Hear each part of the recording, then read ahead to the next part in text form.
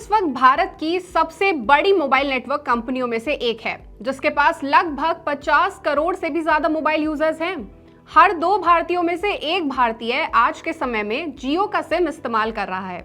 लेकिन हैरानी की बात यह है कि इतना बड़ा यूजर बेस होने के बावजूद भी जियो कमाई के मामले में अपने सबसे बड़े कॉम्पिटिटर एयरटेल से काफी पीछे है। मतलब यह कि जियो के पास भले ही सबसे ज्यादा ग्राहक हो, लेकिन हर ग्राहक से जो उसे कमाई होनी चाहिए वो एयरटेल के मुकाबले काफी कम है। और जब टेलीकॉम इंडस्ट्री में मार्जिन घट रहे हो और निवेश भारी हो, तो ये फर्क किसी भी कंपनी के लिए चिंता की बहुत बड़ी वजह बन जाती है। अब सवाल ये उठता है कि क्या आखिर जियो के सस्ते प्लान्स उसकी कमजोरी बन चुके हैं, या फिर ये एक सोचा समझा प्लान है जिसमें कम कीमत पर ग्राहक जोड़कर उन्हें ज्यादा डेटा इस्तेमाल करवाया जा रहा है और धीरे धीरे जियो अपनी कमाई बढ़ा रहा है। आज की इस रिपोर्ट में हम इस सब पर डिटेल में बात करेंगे। नमस्कार, मैं हूं सलोनी त्यागी और आप देख रहे हैं मनी 9। टेलीकॉम सेक्टर में इस वक्त ज्यादातर कंपनियां अपने टैरिफ बढ़ाने में लगी हुई हैं, लेकिन इसी बीच रिलायंस जियो ने यह साफ कर दिया है कि फिलहाल उनका मोबाइल प्लान महंगे करने का कोई इरादा नहीं है। जहां मार्केट और इन्वेस्टर्स को ऐसी उम्मीद थी कि जियो और एयरटेल इस साल के अंत या 2026 की शुरुआत में अपने रेट्स बढ़ाएंगे, वहीं जियो ने अपने इस टैरिफ ना बढ़ाने के फैसले से सबको चौंका दिया है। जियो का फोकस फिलहाल टैरिफ बढ़ाने के बजाय यूजर्स से ज्यादा डेटा इस्तेमाल करवाने पर है, ताकि उनकी ARPU यानी एवरेज रेवेन्यू पर यूजर बढ़ जाए। जियो की ARPU की बात करें तो सितंबर तिमाही में ये 211 रुपए रहा, जो जून में 208 रुपए था, यानी ये सिर्फ 1.2% की बढ़ोतरी रही। इसकी एक वजह है जियो के 5G प्रमोशनल ऑफर, जिसमें बहुत से लोग बिना एक्स्ट्रा चार्ज के हाई स्पीड इंटरनेट यूज कर रहे हैं। वहीं दूसरी तरफ देखें तो एयरटेल का ARPU 250 रुपए के करीब है, यानी जियो से कहीं ज्यादा। और यही फर्क रिलायंस को काफी खटक भी रहा है।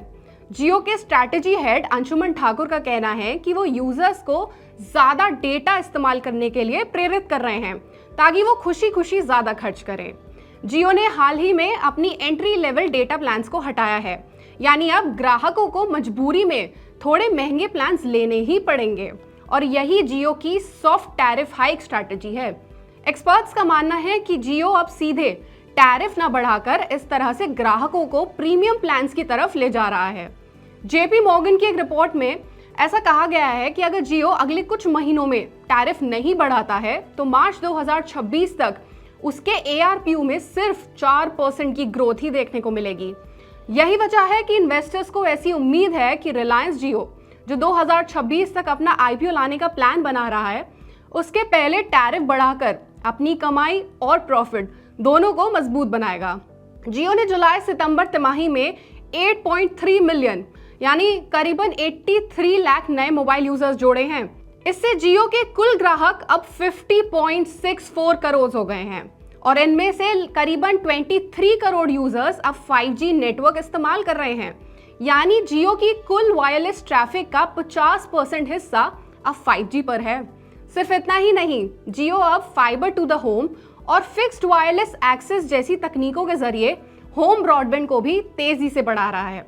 जियो का हर महीने 10 लाख नए घरों को इंटरनेट देने का वादा है, और इसका टारगेट 100 मिलियन यानी लगभग 10 करोड़ घर हैं।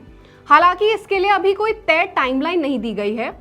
एंटीक स्टॉक ब्रोकिंग की एक रिपोर्ट का कहना है कि जियो टैरिफ बढ़ाने को लेकर कुछ भी नहीं कह रहा है फिलहाल, लेकिन उनके पास और भी रास्ते हैं और भी ऑप्शंस हैं, जैसे अनलिमिटेड 5G डेटा की लिमिट तय करना या प्रीमियम सर्विसेज के लिए अलग चार्जेस लगाना। जियो अब 5G एयर फाइबर टेक्नोलॉजी का इस्तेमाल करके घर घर इंटरनेट पहुंचा रहा है, और इसके लिए उन्हें फाइबर बिछाने की भी जरूरत नहीं पड़ती। मतलब लागत भी कम और स्पीड भी ज्यादा। साथ ही रिलायंस ने अगस्त 2024 में अपनी AI कंपनी रिलायंस इंटेलिजेंस भी लॉन्च की है। इसकी गूगल और मेटा फेसबुक के साथ पार्टनरशिप भी हो चुकी है। मतलब जियो अब सिर्फ टेलीकॉम तक ही नहीं, बल्कि डेटा, इंटरनेट और आर्टिफिशियल इंटेलिजेंस की दुनिया में भी कदम रख चुका है। जियो की स्ट्रैटेजी से जुड़ी ये जानकारी आपको कैसी लगी, हमें कमेंट सेक्शन में जरूर बताएं।